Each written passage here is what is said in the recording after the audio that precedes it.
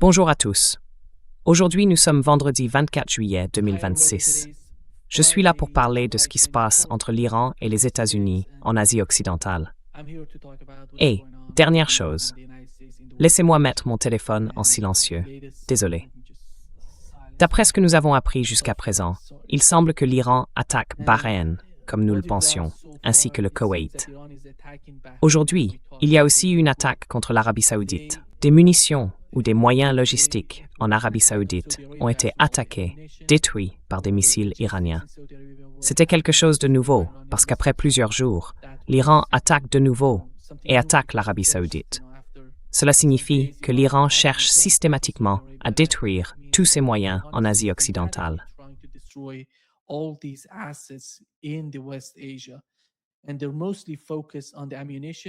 Et il se concentre surtout sur les munitions, les armes, les systèmes de défense aérienne, les HIMARS, toute la logistique et les dépôts de munitions. Et quand on regarde le comportement récent de l'armée iranienne, des forces armées iraniennes, ces 4 derniers jours, elles se concentrent essentiellement sur tout ce que les États-Unis possèdent, tous leurs moyens dans la région, ainsi que leurs ressources humaines. La CIA, l'un de ses bureaux, a également été frappé en Jordanie. Vous voyez, ils se concentrent surtout sur les forces américaines et leurs moyens dans la région. Regardez ce qui s'est passé par exemple avec l'Iran et le Kurdistan irakien. Il me semble qu'ils ont détruit plus de 78% ou quelque chose comme 80% de ce qu'ils avaient dans cette région.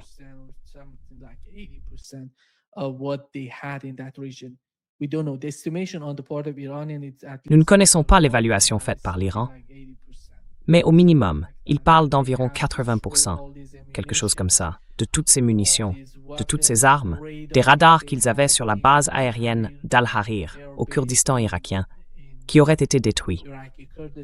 C'est donc là-dessus que l'attention se porte.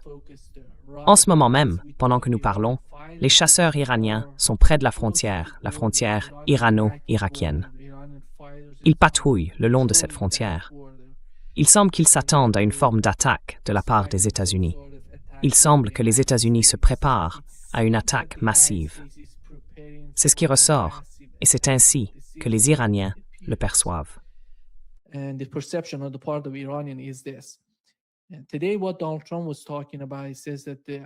Aujourd'hui, Donald Trump a parlé de l'Iran. Un journaliste lui a demandé « Allez-vous attaquer l'Iran ?» Vous avez dit à Axios que vous alliez attaquer l'Iran de manière massive. Il a répondu que peut-être on parle, on négocie, on fait quelque chose. Cela a été en quelque sorte confirmé par le ministre iranien des Affaires étrangères. Il a dit qu'il y avait des messages qui circulaient entre l'Iran et les États-Unis.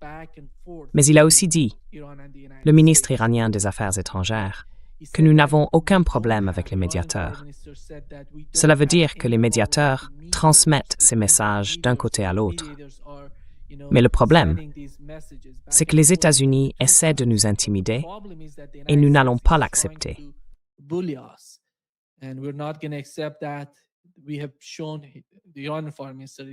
Nous avons montré, le ministre iranien des Affaires étrangères en parle, que nous maintenons notre ligne, notre position dans cette guerre. Donc ils ne vont pas reculer, comme il l'a dit. Et de l'autre côté, les États-Unis disent « Nous faisons cela. Nous exerçons une forte pression sur eux, parce que comme vous le savez, toutes ces attaques dans le sud et l'ouest de l'Iran visent principalement à isoler certaines villes clés dans ces régions. Dans le sud, en substance, la stratégie consistait à isoler la ville de Bandar Abbas, qui est très importante pour la base navale iranienne dans le sud. Ils voulaient isoler la ville et peut-être limiter la logistique, peut-être l'aide qui est acheminée.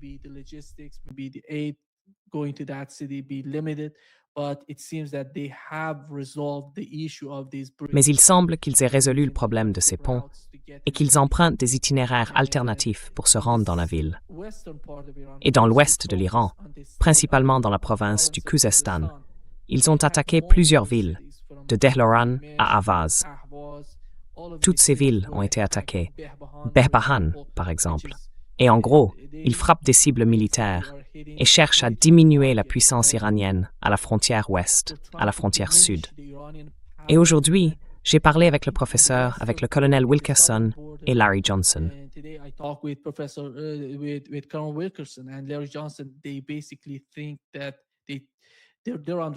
Ils pensent essentiellement que les États-Unis préparent peut-être une sorte d'invasion terrestre. C'est pour ça qu'ils font ça, qu'ils envoient beaucoup d'armes dans la région, ainsi que tous ces combattants qui s'y rendent. Des bombardiers B-1, capables de détruire des bunkers, sont passés du Royaume-Uni vers l'Asie occidentale. Ce sont autant de signes d'une nouvelle attaque massive contre l'Iran. Voilà ce qui se passe.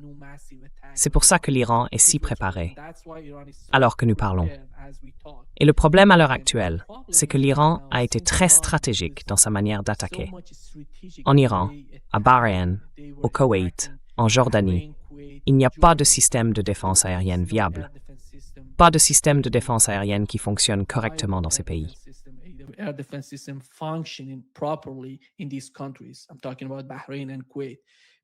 Je parle de Bahreïn et du Koweït parce qu'ils sont en grande partie détruits. En Iran, les systèmes Patriot ont été attaqués.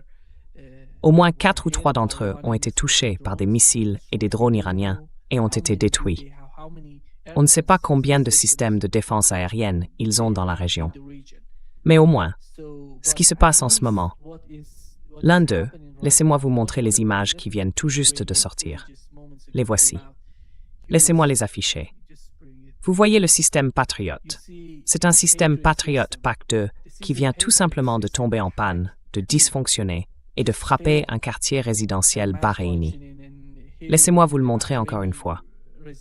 La situation devient tellement mauvaise qu'il touche simplement la cible et se transforme pratiquement en missile, aidant ainsi les Iraniens. Le système de défense aérienne ne fonctionne pas correctement comme on le pensait.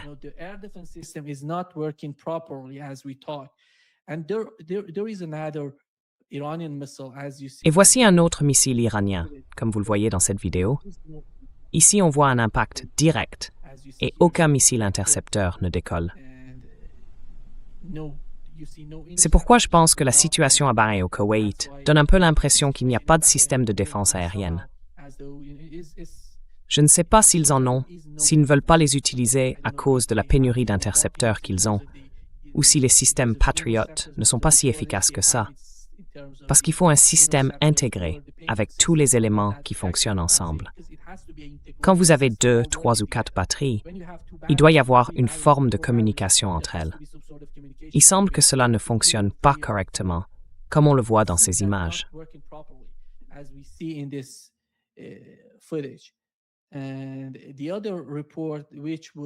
Et l'autre information importante, c'est que des ambulances. Il a été rapporté il y a quelques instants que des ambulances se dirigent vers le site du commandement de la 5e flotte américaine, après que l'endroit a subi un impact direct, comme vous l'avez vu dans ces images. Voilà ce qui se passe.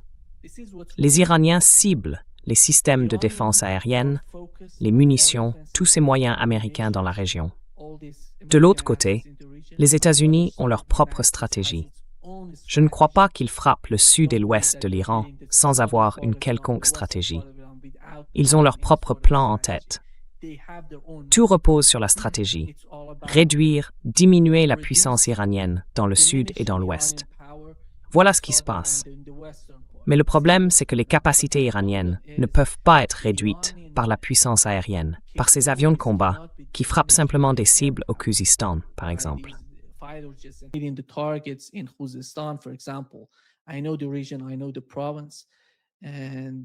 Je connais la région, je connais la province, et il est impossible de faire ça en frappant, vous savez, je ne sais pas, 5 ou 10 sites dans la province du Khuzestan, qui est immense, soit dit en passant. Vous savez, Bebahan, à Vaz, c'est une ville gigantesque, une grande ville. Donc, ils y frappent certaines cibles. Mais leur efficacité, je pense qu'elle est assez limitée, parce que toutes ces cibles sont en surface, et nous le savons. Les missiles, les drones et toutes les capacités iraniennes ne sont pas en surface, et ils n'utilisent pas toutes ces installations, ces bâtiments ou ces bases aériennes, par exemple. Ils ne les utilisent plus, parce qu'ils savent que les États-Unis ont la capacité d'aller dans cette partie occidentale, dans cette partie méridionale, et de frapper les cibles. C'est pour ça que vous voyez que les capacités de l'Iran sont souterraines.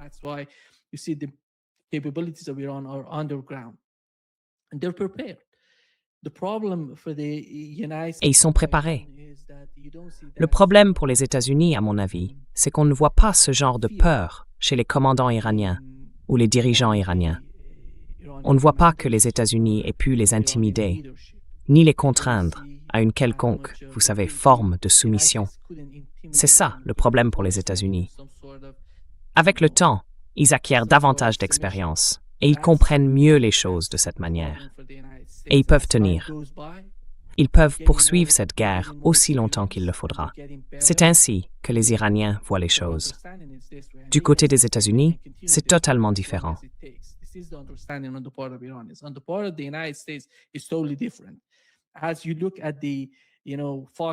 Quand vous regardez Fox News, par exemple, le général Keane intervient et dit que les États-Unis s'en sortent très bien, qu'ils détruisent toutes ces munitions iraniennes, toute la logistique iranienne et tout le reste, que toutes ces cibles sont des cibles stratégiques. D'une certaine manière, il a raison. Il frappe certaines cibles importantes à l'intérieur de l'Iran. Mais le problème, c'est que tous ces sites sont vides. Ils n'ont aucune valeur. C'est un bâtiment vide. Alors vous allez là-bas, vous frappez le bâtiment vide, et ça ne change pas grand-chose. Mais il semble que de leur point de vue, cela aide les États-Unis à isoler la région ou à la préparer à une sorte de, si l'on suppose qu'ils veulent envahir l'Iran, une invasion terrestre de l'Iran.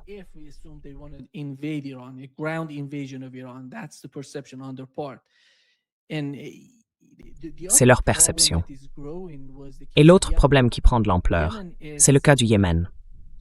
Le Yémen, et je dirais que le Yémen est aujourd'hui si difficile pour les États-Unis, parce qu'ils ont essayé de le soumettre en 2025. Quel en a été le résultat? Tout le monde le sait. C'est pour ça qu'on voit Donald Trump déclarer « Oh, je ne vais rien faire contre le Yémen. Quoi qu'ils essaient de nous faire, je vais frapper l'Iran. Je vais frapper l'Iran plus durement en réponse à ce que le Yémen fait contre l'Arabie saoudite. » Et qu'est-ce qui se passe? Le Yémen contrôle pratiquement tout, avec les Saoudiens et avec le port de Yanbu, la ville ou le port de Yanbu, sur la mer Rouge. Ils contrôlent tout. Cela a eu une influence énorme sur leurs exportations.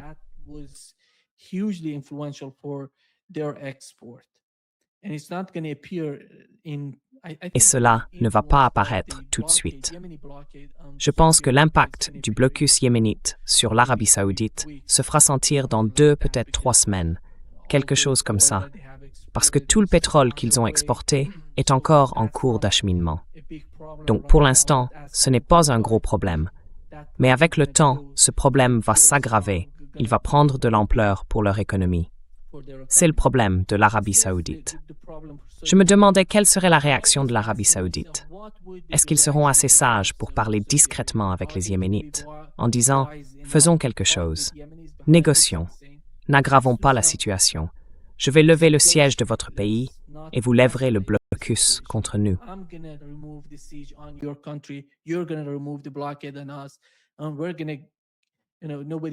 On va, vous savez, faire comme si personne n'en parlait et que tout continuait dans une sorte de silence. Mais ce n'était pas le choix, semble-t-il, de l'Arabie saoudite. Je ne sais pas qui décide pour elle, si c'est sa propre politique ou une politique qui vient de Washington. Je ne vois rien de bon pour les États-Unis et Donald Trump qui puissent sortir du conflit entre le Yémen et l'Arabie saoudite. Et tout ce qui se passe, toutes ces escalades, favorisent d'une certaine manière la position iranienne vis-à-vis d'Israël et d'Ormuz. Parce que ces 2 points de passage stratégiques sont si importants pour faire pression sur le marché mondial et sur le marché mondial du pétrole. Cela aide, d'une certaine façon, la position iranienne. Est-ce que cela signifie que l'Iran est totalement en coulisses et tire les ficelles dans le cas du Yémen?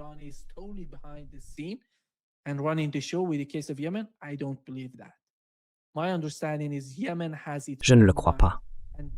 D'après ce que je comprends, le Yémen a sa propre volonté. Il a trouvé là une énorme occasion de commencer à agir contre l'Arabie saoudite, parce que le détroit d'Ormuz est fermé. Il peut exercer une pression considérable sur l'Arabie saoudite et sur son économie pour lever ce siège.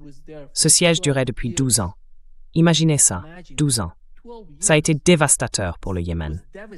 Dévastateur. C'est pourquoi c'est la meilleure occasion pour le Yémen de faire pression sur l'Arabie saoudite.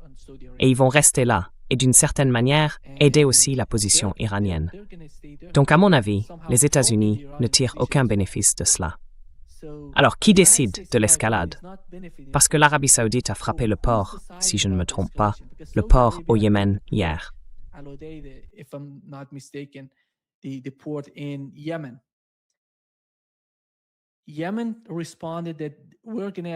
Le Yémen a répondu, « Nous allons escalader. Si vous voulez escalader, nous allons escalader. » Quelles seraient les cibles? À quel point serait-il facile pour le Yémen de frapper, par exemple, Aramco, les installations pétrolières d'Aramco, ou le pipeline qui mène à la mer Rouge? D'après ce que je comprends, s'ils attaquent, s'ils tentent de faire quelque chose, ils frapperont Aramco. Ils ne répondront pas par une attaque contre le port. Peut-être le port, parce que c'est un port au Yémen qui a été attaqué, touché par des avions de chasse saoudiens. Vont-ils riposter contre le port? Aramco serait la cible. Ils pourraient choisir la stratégie de l'Iran et des États-Unis. Ne pas escalader de façon drastique, mais escalader petit à petit.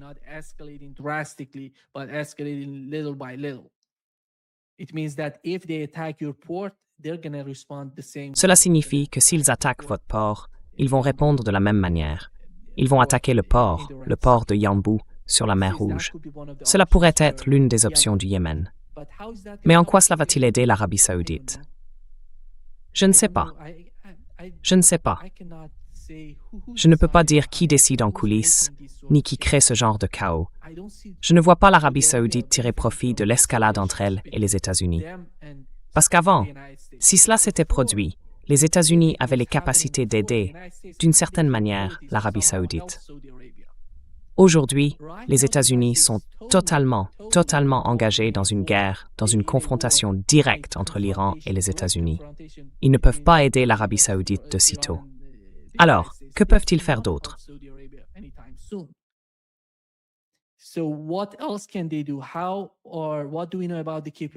Que savons-nous des capacités du système de défense aérienne en Arabie saoudite? Ou plutôt, comment les évaluer? Je suppose qu'elles ne seront pas suffisantes pour leur permettre de se défendre. Vous l'avez vu, ils frappent des cibles au Koweït, je parle de l'Iran, à Bahreïn, en Jordanie, sans rencontrer la moindre difficulté. À Bahreïn, c'était du PAC 2. Il y avait du PAC 3, du PAC 2, tous ces systèmes. Ils connaissent une certaine pénurie, parce que l'Iran en a frappé certains, comme je l'ai mentionné. Donc nous ne savons pas quelles sont les capacités de l'Arabie saoudite. Je suppose qu'elles ne sont pas très importantes parce que, comme je l'ai dit, aujourd'hui, l'Iran a frappé l'une des installations logistiques américaines en Arabie saoudite. Ils n'ont donc pas eu beaucoup de difficultés à atteindre la cible. Ce sera la même chose pour le Yémen, et ils vont continuer.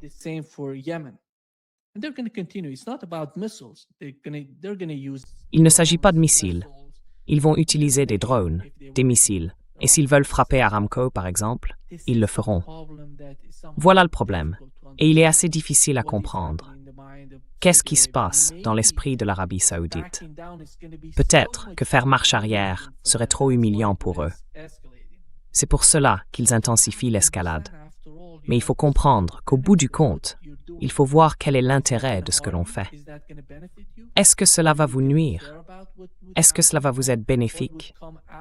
Allez-vous vous soucier de ce qui pourrait se passer, de ce qui pourrait résulter de ce genre d'escalade? C'est donc très difficile de comprendre ce qui se passe là-bas. Pour revenir à la guerre en Asie occidentale, on voit ce qui se passe, la réalité de la situation.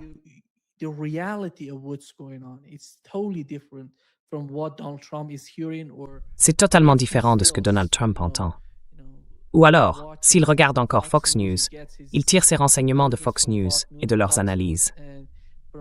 Je pense qu'ils font totalement fausse route, parce que toute escalade entre l'Iran et les États-Unis, l'Iran s'y est préparé. Les États-Unis, j'en suis sûr, s'y sont préparés eux aussi. Mais le problème pour les États-Unis, c'est que l'Iran a l'avantage. Les États-Unis n'ont aucun moyen de changer la géographie de la région. L'Iran a l'avantage à cause de cette géographie, parce que ce sont les États-Unis qui viennent dans la région. Les États-Unis doivent y acheminer beaucoup d'armes. Ils doivent y déployer des systèmes de défense aérienne, tout.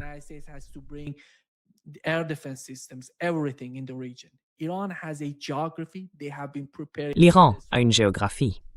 Ils se préparent à cette guerre depuis longtemps. Ils n'ont pas besoin de redéployer, ou vous savez, de déplacer leurs armes. Ils ont ces villes souterraines. Leurs missiles s'y trouvent. Peut-être que les États-Unis peuvent, d'une manière ou d'une autre, frapper certaines cibles, l'entrée ou la sortie de ces villes souterraines, et créer certaines difficultés. Mais au bout du compte, ils vont les rouvrir, comme cela s'est produit auparavant, pendant la guerre des 40 jours. Maintenant, si les États-Unis frappent la cible, dans 2 jours, ils vont la rouvrir et ils utiliseront de nouveau la défense aérienne, les missiles. C'est la géographie. Le temps joue en faveur de l'Iran parce que le prix du pétrole augmente.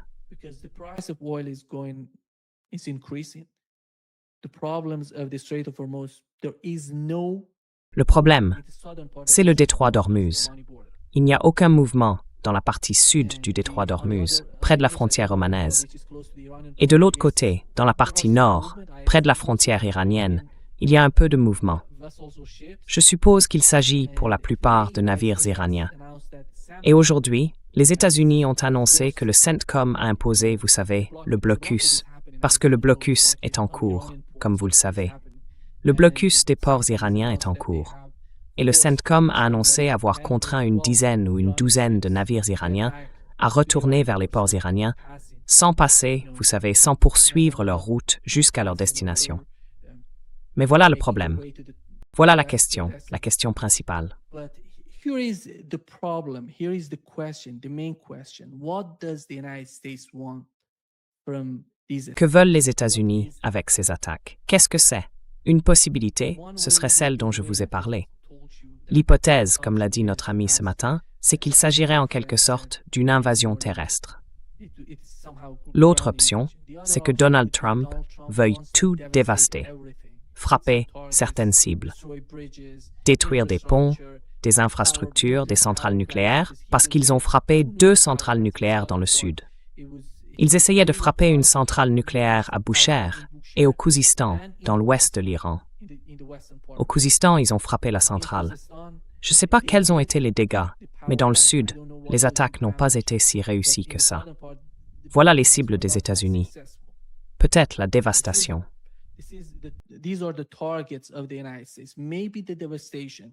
He wants to continue the war the way that Il veut poursuivre la guerre d'une manière qui détruise les infrastructures iraniennes et qui, avec le temps, mette une forte pression sur l'économie iranienne, sur la société iranienne, et les contraigne à se soumettre.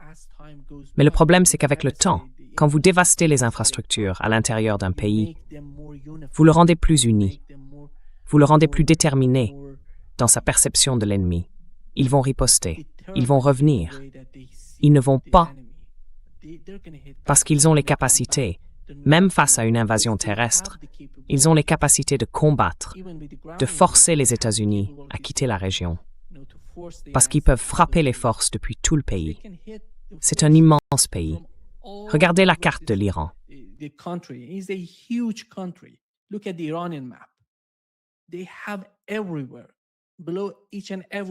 Ils en ont partout. Sous chacune des villes, ils ont ces missiles et ces drones. C'est pour ça qu'on voit ce genre de stratégie en mosaïque de la part des Iraniens, parce que chaque ville et chaque province peut fonctionner séparément. C'est la stratégie qu'ils ont adoptée depuis le début de la guerre. Et selon ce que je comprends, la guerre, le temps et la géographie ne jouent pas en faveur des États-Unis.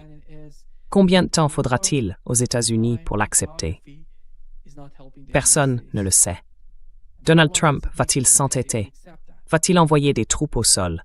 En quoi cela va-t-il l'aider sur le plan politique aux États-Unis? Je ne sais pas si vous avez vu les sondages, les nouveaux sondages de CNN. Ils montrent que le soutien à Donald Trump et à la guerre en Asie occidentale diminue drastiquement.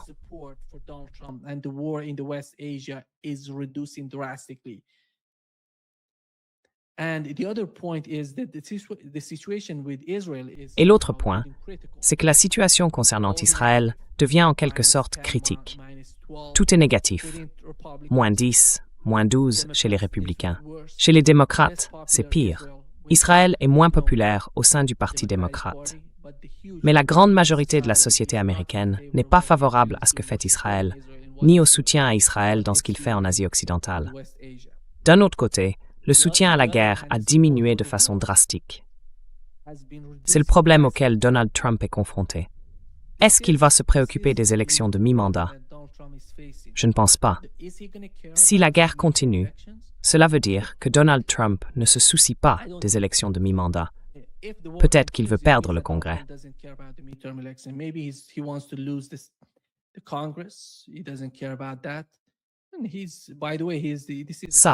Ça ne l'intéresse pas. D'ailleurs, c'est son second mandat. Je ne sais pas. Aujourd'hui, on a appris que Donald Trump, en coulisses, soutient davantage J.D. Vance comme candidat pour 2028. Est-ce qu'il lui rend service en prolongeant la guerre? Je ne pense pas. Et la situation n'aide pas Donald Trump. Revenons à ce qui se passe sur Fox News. Il faut comprendre que ce n'est qu'un aspect. On peut dire que ce que j'avance revient, au fond, à soutenir que l'Iran a l'avantage. Mais supposons que nous ayons tort et que Fox News dise la vérité. Voici ce que le général Keane a déclaré aujourd'hui sur Fox News.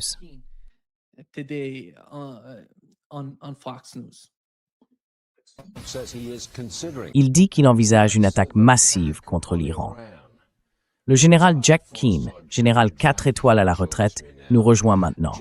Général, est-ce une tactique de négociation ou une menace réelle, une véritable action militaire?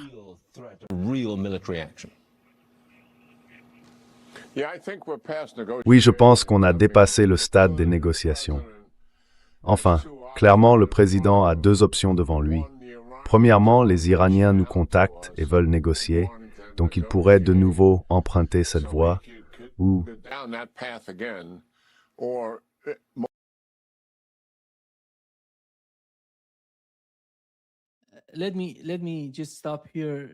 Permettez-moi de m'arrêter un instant là-dessus. Il a dit que les Iraniens se rapprochent de nous, qu'ils essaient de négocier, qu'ils essaient de discuter. Or, rien n'indique que l'Iran fasse cela. Il y a quelques signes, comme je l'ai mentionné, que les Iraniens ont dit recevoir des messages de l'administration Trump. Il semble que le gouvernement pakistanais s'en charge. Les médiateurs, vous savez, reçoivent les messages des États-Unis et les transmettent aux Iraniens. Ensuite, la réponse iranienne aux États-Unis, comme l'a indiqué le ministre iranien des Affaires étrangères Abbas Araghchi, il a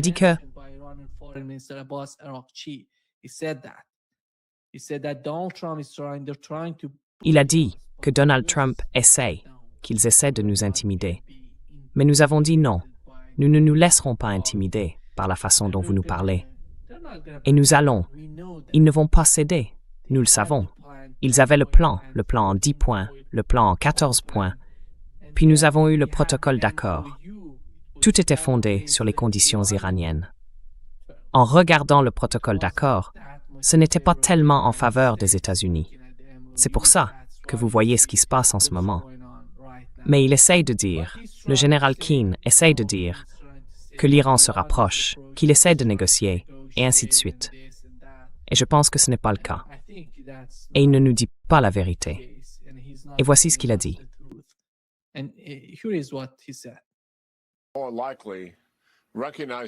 il est plus probable qu'ils reconnaissent que les Iraniens ne vont pas respecter leurs engagements dans les négociations.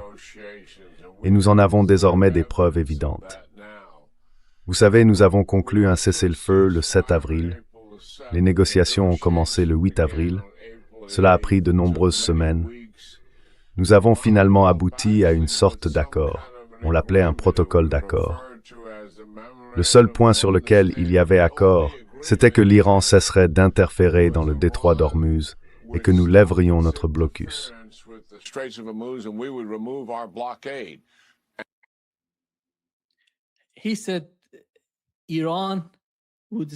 Il a dit que l'Iran cesserait ses ingérences dans le détroit d'Ormuz. Nous allons lever le blocus.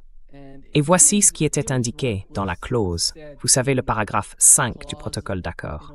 Il est dit que, dès la signature de ce protocole d'accord, la République islamique d'Iran prendra toutes les dispositions possibles pour assurer, pendant 60 jours seulement et sans frais, le passage sûr des navires commerciaux entre le golfe Persique et la mer d'Oman, dans les deux sens. La circulation des navires commerciaux sera rétablie immédiatement, avec un accès immédiat, compte tenu de la nécessité de lever les obstacles techniques et militaires et de procéder au déminage par la République islamique d'Iran.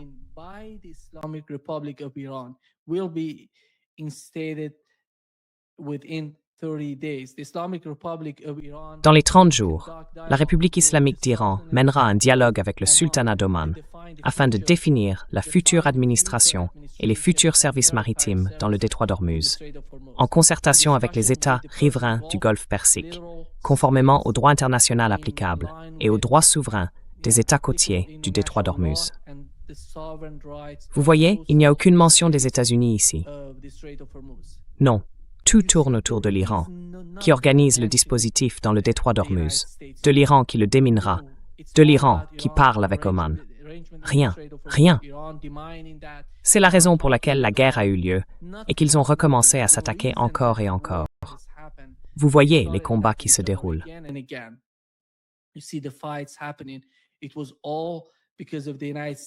Tout cela est dû à l'ingérence des États-Unis dans le détroit d'Ormuz. En gros, ils essayaient d'ouvrir la partie sud du détroit. Vous vous souvenez, après la signature du protocole d'accord, Marco Rubio s'est rendu aux Émirats arabes unis, à Bahreïn et au Koweït. Il leur a parlé, il a fait pression. Il y a eu une déclaration commune pour faire pression sur Oman, tenter de manipuler les choses et de séparer Oman des Iraniens.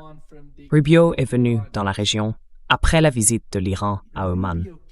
Si vous vous en souvenez, après la signature du protocole d'accord en Suisse, lorsque la délégation iranienne est rentrée en Iran, juste après, immédiatement après, en l'espace de quelques heures, ils sont allés à Oman.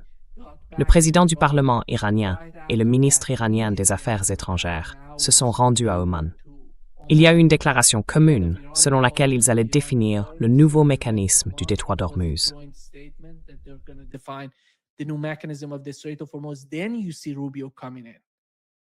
Puis, Rubio est intervenu, simplement pour écarter ou neutraliser l'influence iranienne, ou les discussions iraniennes, les pourparlers entre les Iraniens et Oman. Il a essayé d'exercer une pression énorme sur Oman pour dire « nous allons vous laisser utiliser la partie sud du détroit ». C'était ce qui se passait.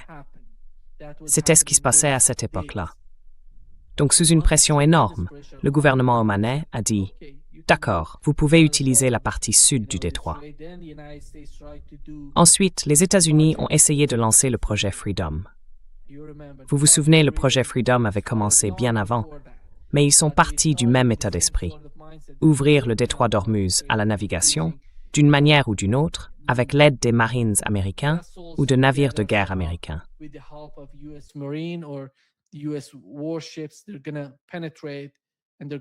Ils vont pénétrer et ils vont utiliser la partie sud du détroit. C'était le principal problème, le point de départ des attaques iraniennes contre ces navires commerciaux. Ils en ont touché certains. Puis les États-Unis ont attaqué la partie sud de l'Iran. L'Iran a riposté, et ces attaques se produisaient à la suite de cette confrontation, parce que les États-Unis ont essayé de manipuler la situation.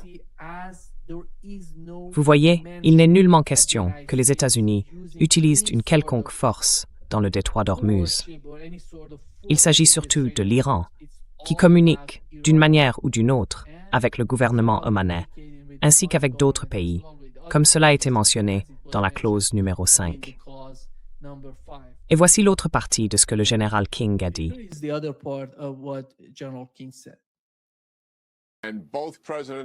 Et les deux présidents l'ont signé, l'Iranien comme l'Américain.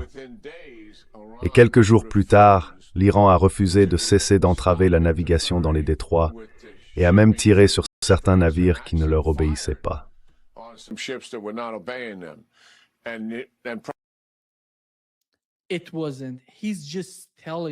Ce n'était pas le cas. Il raconte juste, ce n'est pas une manière honnête d'en parler. Il n'y avait pas de système de péage dans le détroit d'Ormuz. Il s'agissait uniquement d'itinéraires désignés dans le détroit d'Ormuz. La partie iranienne avait désigné certains itinéraires proches de la frontière iranienne, et elle disait que tout le monde devait emprunter ces itinéraires. Et vous alliez passer, le passage était gratuit. Personne n'avait à payer. Mais il fallait, vous savez, fournir les documents et tout cela avant de passer, parce que l'Iran voulait tout vérifier pour des raisons de sécurité. Ils ne veulent pas que ces bases américaines reçoivent davantage d'armes, et encore une fois, qu'on retrouve les difficultés qu'ils avaient avant le début de cette guerre. Donc il n'y avait pas de système de péage. Ce n'était pas le problème.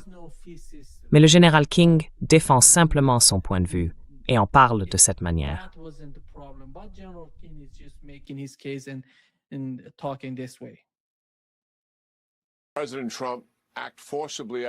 Le président Trump a agi avec fermeté à cause de cela.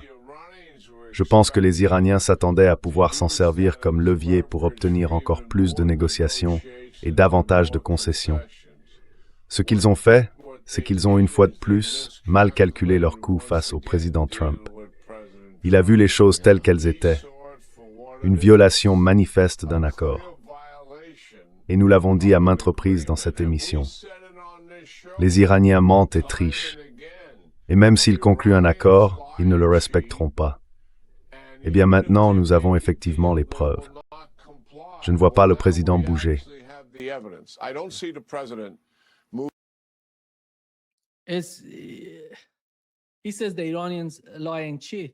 Il dit que les Iraniens mentent et trichent. Moi, je n'ai vu aucune preuve qu'ils aient triché ou menti sur ce qu'ils voulaient faire. Vous voulez savoir qui a triché jusqu'ici?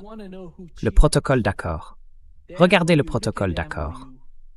Le premier paragraphe du protocole d'accord, il porte entièrement sur le Liban. Entièrement sur le Liban. Il dit que le Liban force d'une certaine manière Israël à quitter le Liban. Israël doit se retirer du Liban. Les attaques contre le territoire libanais devraient cesser et doivent cesser comme conséquence du premier paragraphe du protocole d'accord. Il y a 2 ou 3 paragraphes qui sont assez rigides, d'une certaine façon. Ils sont assez importants.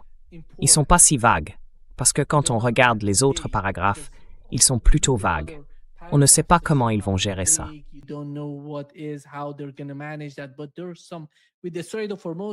Mais il y en a certains, comme le traité de Formos, où tout était clair. C'était dit, c'était direct et précis. On savait ce qu'ils voulaient faire avec ce traité. Tout était direct, clarifié dans le texte. Dans le cas du Liban, la première clause du protocole d'accord portait sur la fin des hostilités, la fin des combats dans le sud du Liban, puis le retrait d'Israël du Liban. C'était ça, l'escalade. Ensuite, on voit qui a triché. Vous voyez, dès le lendemain, juste après la signature du protocole d'accord, les États-Unis ont fait venir au Liban un gouvernement israélien pour signer un autre protocole d'accord entre les deux parties. En substance, il légitime l'occupation israélienne de la partie sud du Liban tant que le Hezbollah n'est pas désarmé.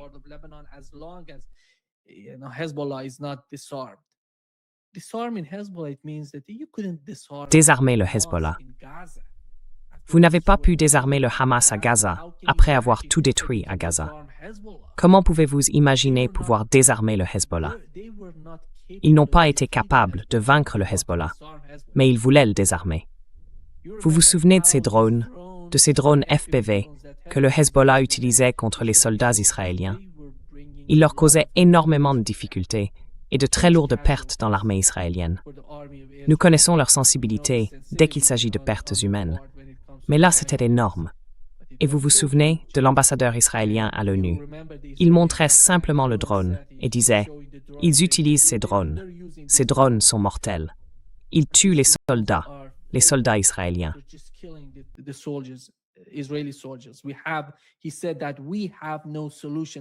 Il a dit que nous n'avons pas de solution à cela.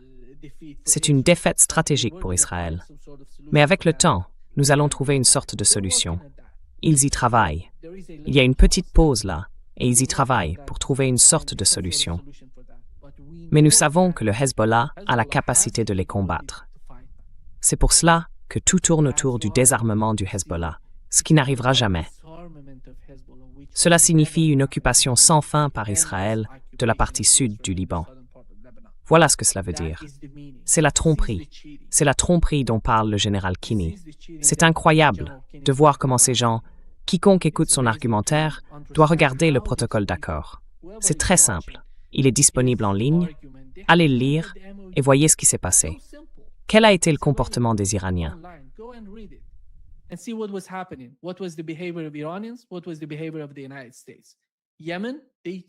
Quel a été le comportement des États-Unis?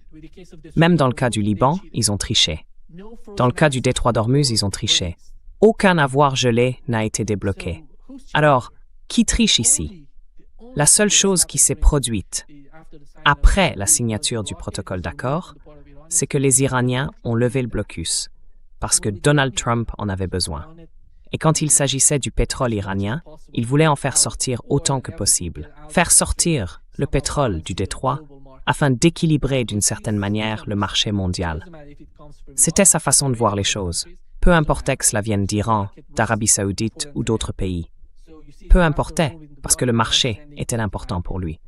Vous voyez donc qu'après la levée du blocus, l'Iran a expédié quelque chose comme 40 millions de barils. Et pour les Iraniens, c'était cela. Et c'était tout. Et voici ce dont parle le général Kinney.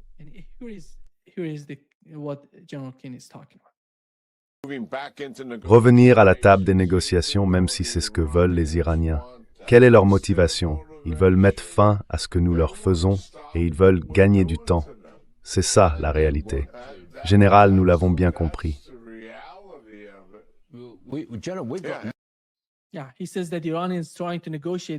Oui, il dit que les Iraniens essaient de négocier à cause de ce qu'on leur fait. Mais il oublie l'autre partie.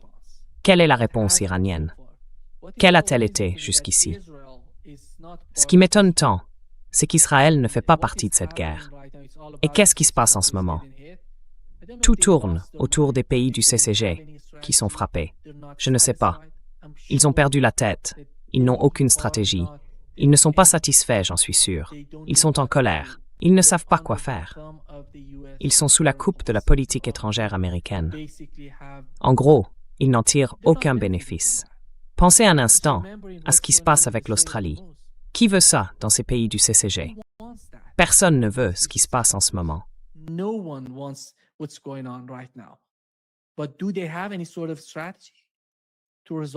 Mais ont-ils une quelconque stratégie pour résoudre ça? Aucun signe. Rien.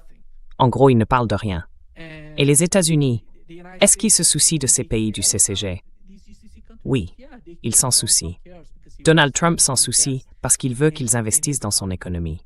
Et c'est comme ça qu'ils doivent payer Donald Trump, à cause de ce que Donald Trump a imposé à leur économie. Leur économie souffre énormément. Et ils ne sont pas contents, mais ils n'ont pas de levier. Ils n'ont pas d'influence. Pour ceux qui avancent des arguments, qui font des comparaisons, parce que je vois ces gens, ces dirigeants, ces podcasteurs aux États-Unis, qui se demandent, supposons, qui a du levier aux États-Unis? Est-ce Israël? Est-ce la Chine? Parce que le lobby chinois est si puissant.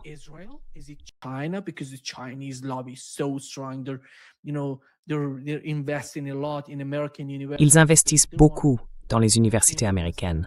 Ils veulent influencer la politique étrangère américaine.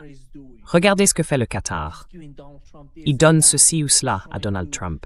Il essaie de le soudoyer, vous savez, en investissant dans l'économie américaine, dans le complexe militaro-industriel. Ils ont les investissements. Mais qui sont ces gens-là? Personne ne s'en soucierait. Mais quand il s'agit de politique étrangère, qui se préoccupe de savoir qui aide, qui investit aux États-Unis, tout tourne autour de l'idéologie. Ce n'est pas une question d'investissement. L'idéologie, c'est le soutien à Israël. Ce n'est pas une question d'investissement.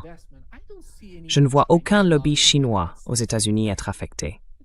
Je ne sais pas combien ils dépensent aux États-Unis, dans les universités américaines, avec ces projets, en gros, des projets entre les deux universités. Ça ne veut pas dire qu'ils veulent obtenir du soutien ou exercer une influence. Ils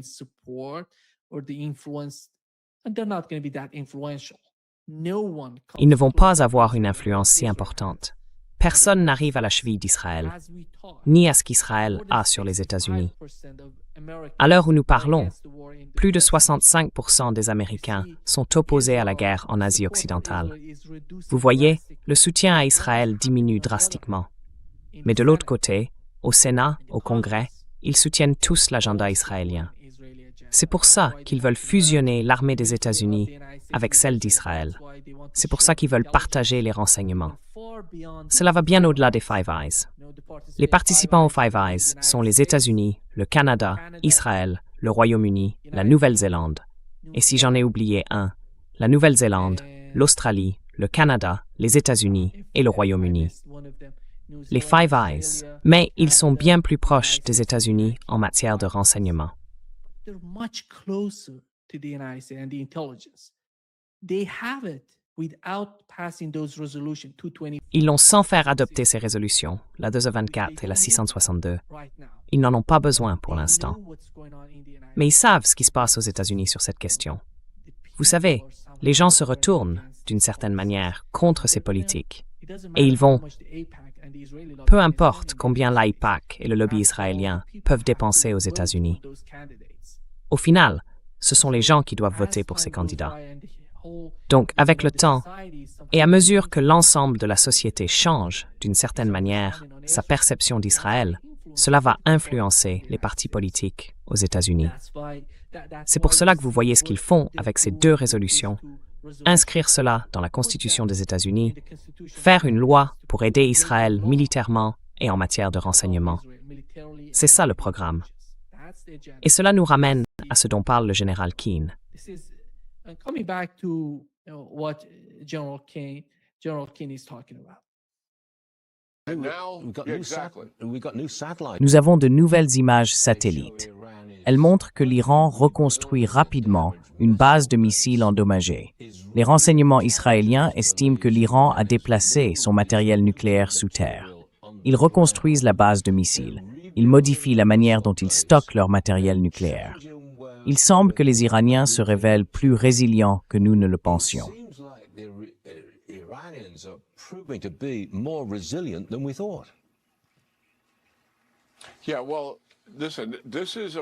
Oui, enfin, écoutez, l'Iran est une grande puissance industrielle.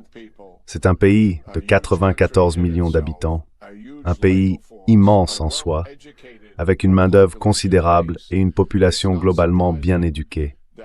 Il n'est pas surprenant que tout l'argent qu'ils ont récupéré grâce à l'accord, si l'on peut dire, ainsi que les réserves dont ils disposaient pendant toutes ces négociations, ils l'aient investi pour rétablir ce qui compte le plus pour eux.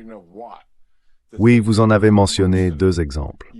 Premièrement, déplacer des matières nucléaires vers la montagne de Pickaxe où elles sont profondément enfouies et probablement hors de portée de nos bombes. Deuxièmement, remettre en état autant de missiles balistiques qu'ils le peuvent. I'm happy that he's finally accepting that the pickaxe Je suis heureux qu'ils reconnaissent enfin que la montagne de Pickaxe est si difficile à atteindre. Et les États-Unis ont essayé de la frapper en juin 2025 avec les Israéliens. Puis plus tard, ils ont essayé de nouveau, mais ils ont échoué. Ils connaissent les difficultés quand il s'agit de la montagne de Pickaxe.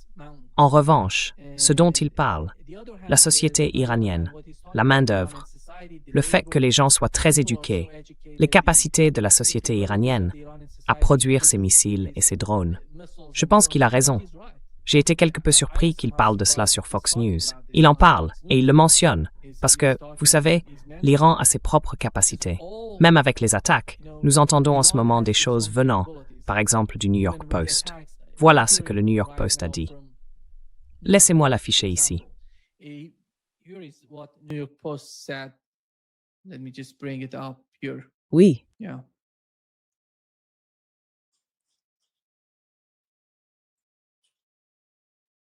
Yeah. Is Iran's frightening missile accuracy Oui. sparks fear? la précision inquiétante des missiles iraniens suscite des craintes. Des adversaires aident Téhéran à cibler les troupes américaines et des sites de la CIA. Cela est apparu après que l'Iran a frappé ses cibles sur la base américaine en Jordanie. Cela montre à quel point ces missiles sont exacts, à quel point ils sont précis. Il y a une forme de coopération en coulisses entre l'Iran, la Chine et la Russie. Mais en ce qui concerne les armes, certains de nos amis pensent que la Chine utilise peut-être simplement ses propres armes, parce que c'est pour elle un terrain d'affrontement. Ils veulent tester leurs missiles. Moi, je ne le vois pas comme ça. Je pense vraiment que ce sont tous des missiles iraniens et que l'Iran n'a utilisé aucun missile russe ou chinois. Ce sont tous des missiles iraniens. Et peut-être que dans le cas de la Chine, nous devons comprendre le comportement de la Chine.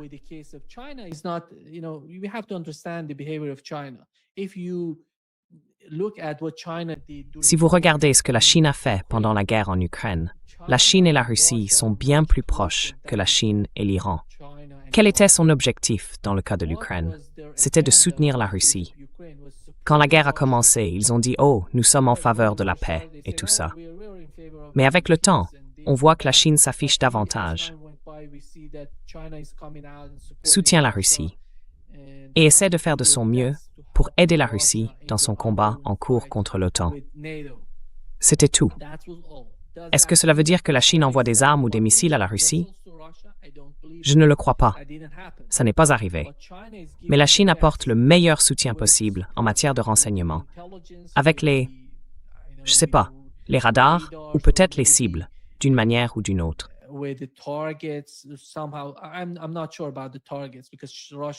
Je ne suis pas sûr en ce qui concerne les cibles, parce que la Russie est un pays avancé dans ce domaine. Mais ils aidaient la Russie. L'essentiel, c'était l'économie. Ils achetaient du pétrole russe et aidaient son économie à continuer de tourner.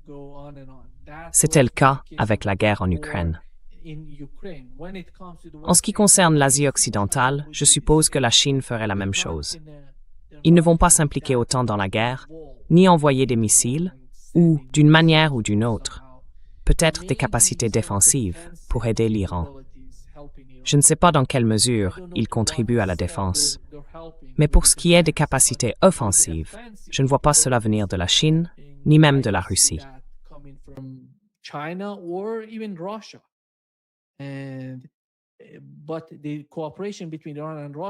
Mais la coopération entre l'Iran et la Russie est davantage, vous savez, stratégique.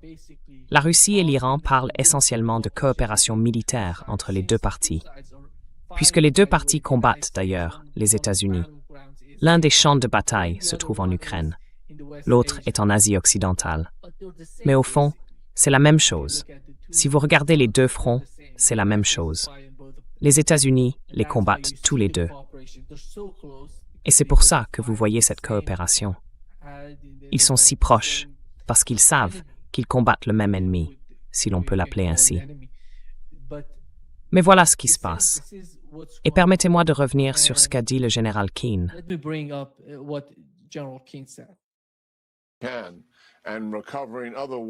Et de récupérer d'autres systèmes d'armes, comme des drones, etc. Et qu'est-ce que cela vous dit? Cela vous montre à quel point ils prennent leurs objectifs au sérieux et où ils en seraient si nous cessions d'agir. Donc oui, les Iraniens ont des capacités et vous pouvez voir quelles sont leurs priorités. Ce régime n'est pas différent, même si les acteurs sont différents, des régimes précédents qui dirigent l'Iran depuis 47 ans. Ils sont aussi diaboliques, radicaux et tyranniques, et ils sont totalement déterminés à atteindre leurs objectifs.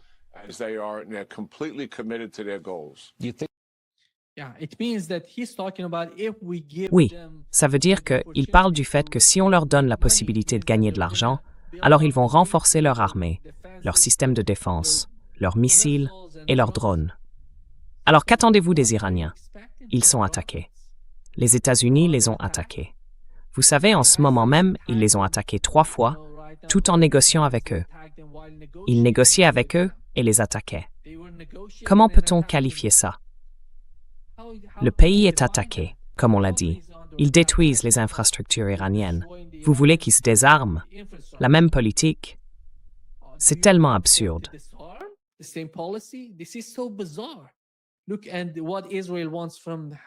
Regardez ce qu'Israël exige du Hamas, par exemple, à Gaza. Vous devez vous désarmer.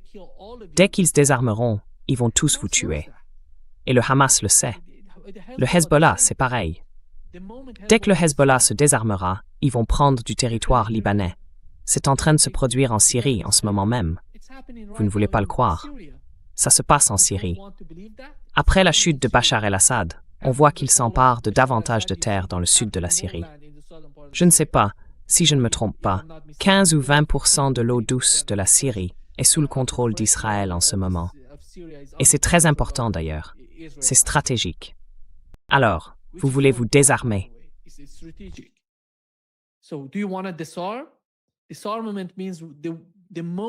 Le désarmement, ça veut dire qu'au moment où ils ont destitué Bachar el-Assad, quitté le pays, et où ces gens d'Idlib, soutenus par la Turquie, sont arrivés à Damas, les Israéliens ont attaqué toutes les bases militaires en Syrie. Ils ont tout détruit, toutes les capacités de la Syrie. C'est ce qui se passe dans l'esprit d'Israël.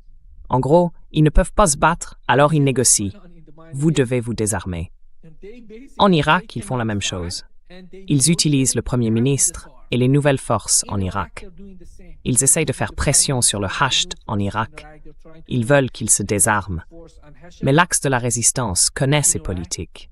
Pour eux, ce sont de vieilles politiques. Ils ne vont pas se dissoudre. De toute façon, c'est toujours le même gars.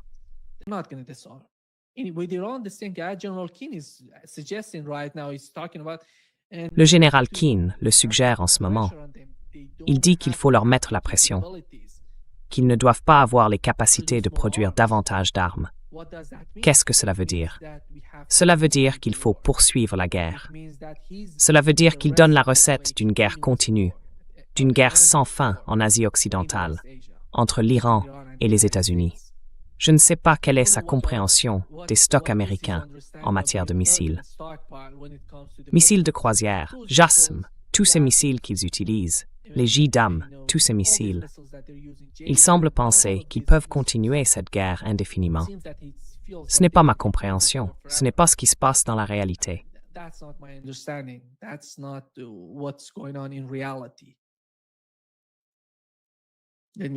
Laissez-moi juste diffuser cet extrait. Ils vont y aller. Le président va lancer cette attaque massive et ce sera le dénouement de cette guerre. C'est bien ça.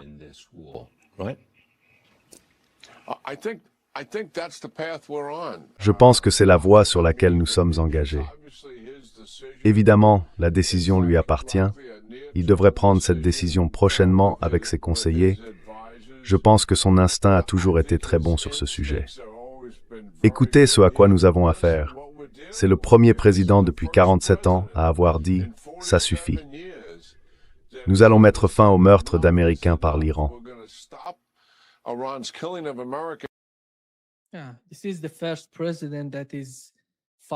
Oui, c'est le premier président qui combat l'Iran et qui subit une lourde défaite, sur le plan stratégique d'ailleurs. Je ne parle pas du combat en lui-même. À mon avis, l'aspect militaire de la guerre est dans une sorte d'impasse. Personne ne gagne militairement. Mais les États-Unis perdent sur le plan stratégique à cause du détroit d'Ormuz. L'Iran ne contrôlait pas le détroit d'Ormuz auparavant, mais aujourd'hui, il le contrôle. C'est pour cela que je pense que, jusqu'à présent, les États-Unis ont perdu la guerre.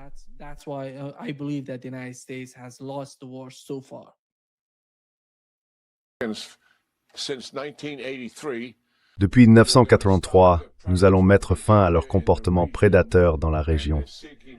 Ils cherchent à dominer et nous allons nous assurer qu'ils n'aient pas la capacité de se doter de l'arme nucléaire.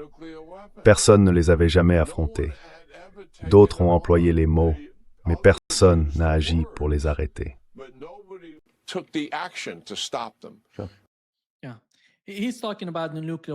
Oui, il parle des armes nucléaires.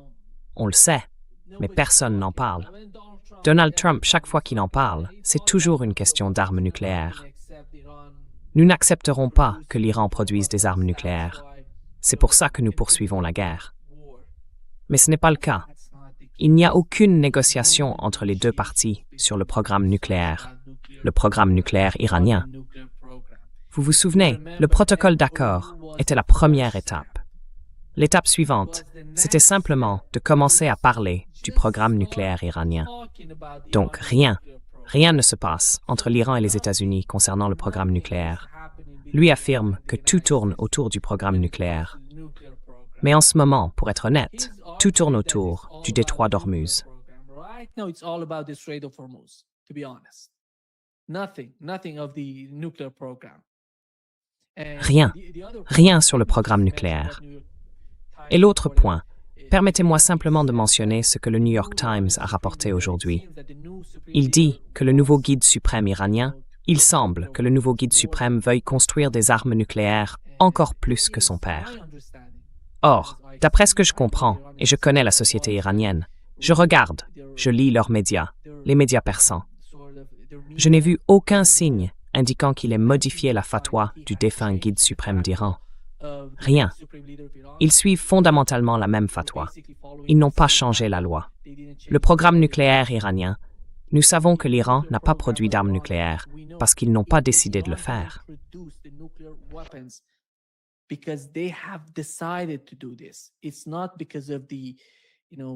Ce n'est pas à cause de la pression ou de quelque chose comme ça. Ils auraient pu produire ces armes, je dirais, il y a 15 ans. Donc ils en ont la capacité, ils ont les connaissances, ils ont tout ce qu'il faut pour produire ces armes. Mais selon leur propre analyse, ils ont décidé de ne pas les produire. Et je n'ai vu aucun signe qu'ils aient changé de politique ou que le nouveau dirigeant soit en train de changer sa politique. Le New York Times, je ne sais pas, ils essayent de défendre leur thèse. Ils essayent de, vous savez, le nouveau guide suprême d'Iran, personne ne l'a entendu. Nous avons eu connaissance de ces lettres ou de certains messages du guide suprême. Tout le monde suivait ça.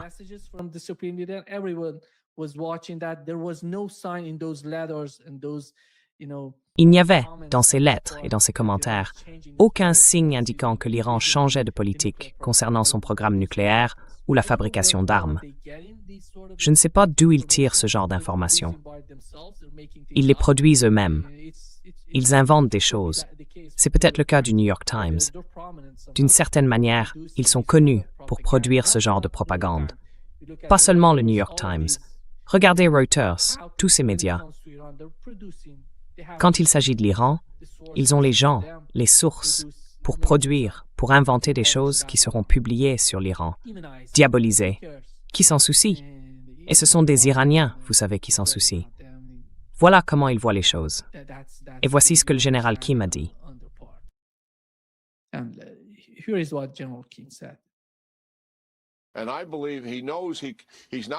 je crois qu'il sait qu'il ne les arrêtera pas par la négociation.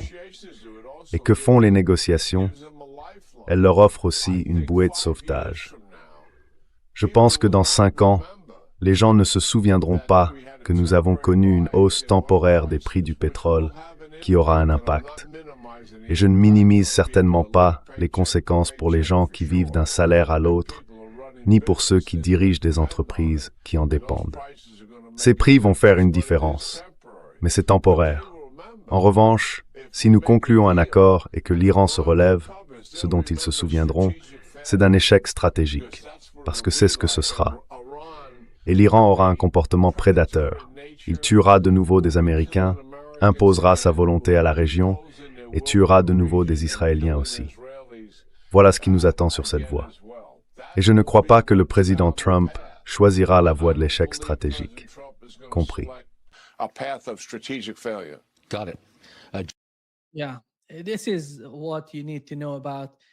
Oui, c'est ce que vous devez savoir.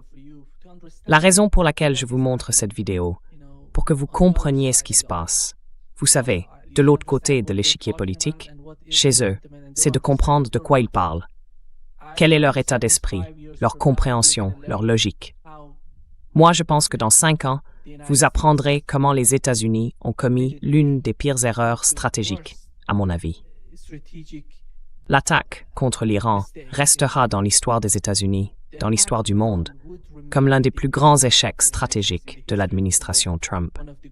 Donald Trump voulait ça. Il voulait entrer dans l'histoire.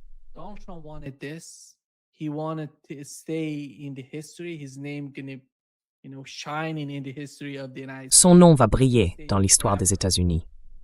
Il y restera pour toujours, parce qu'il n'y a aucun signe qu'il puisse gagner militairement ou contraindre l'Iran à se soumettre. Et tous ceux qui préconisent des invasions terrestres, à mon avis, ça échouera. Le troisième cas de figure, ce serait que les États-Unis utilisent des armes nucléaires. Voyons ce qui se passerait. Les Iraniens disent, regardez les commandants iraniens, ils disent, nous sommes prêts à faire face à chaque escalade. Si les États-Unis ou Israël décident de faire ça, nous répondrons de la manière appropriée. Je ne sais pas ce que ça veut dire. Ça veut dire qu'ils ont, comme ils le disent.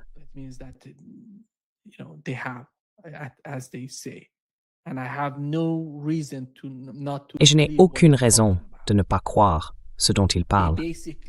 Jusqu'ici, ils ont fait en substance tout ce qu'ils avaient dit qu'ils feraient. Ils ne se vantent pas, ils se battent. Ils savent que ce combat concerne la survie du pays. Cette guerre est existentielle pour le gouvernement iranien, pour le peuple iranien. On voit comment la guerre a unifié la société iranienne, et ils savent pourquoi ils se battent. Les États-Unis, eux, ne savent pas pourquoi ils se battent. C'est ça, le problème, dans le désespoir de Donald Trump.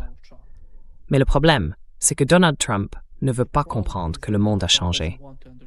L'Asie occidentale a changé, et ce changement ne joue pas en faveur des États-Unis et d'Israël.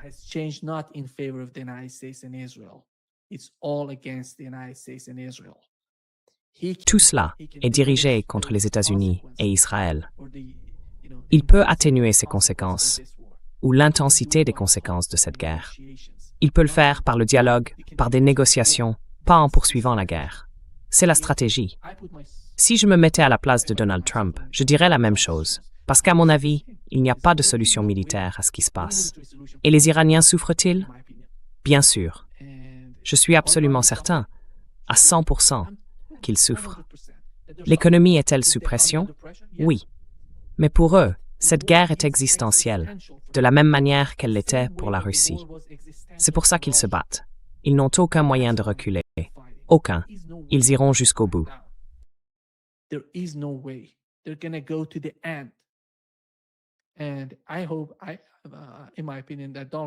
Et j'espère, à mon avis, que Donald Trump finira par parvenir à une forme de compréhension, qu'il comprendra qu'il aura peut-être 2 ans pour mener cette guerre. Je ne sais pas combien de temps l'économie mondiale ou le marché du pétrole vont continuer comme ça. Nous savons à quel point il est sensible au marché pétrolier. Il veut maintenir les prix bas. Il manipulait le marché du pétrole. Il essayait de tout faire pour le manipuler. Mais cette époque est révolue. Ce n'est plus possible. Le Yémen se manifeste. L'Iran se manifeste. L'axe de la résistance en Irak fait son travail. Et au fond, ils se sentent très à l'aise dans la position où ils se trouvent. Voyons ce qui va se passer. Merci beaucoup d'avoir été avec moi ce soir. C'est toujours un grand plaisir.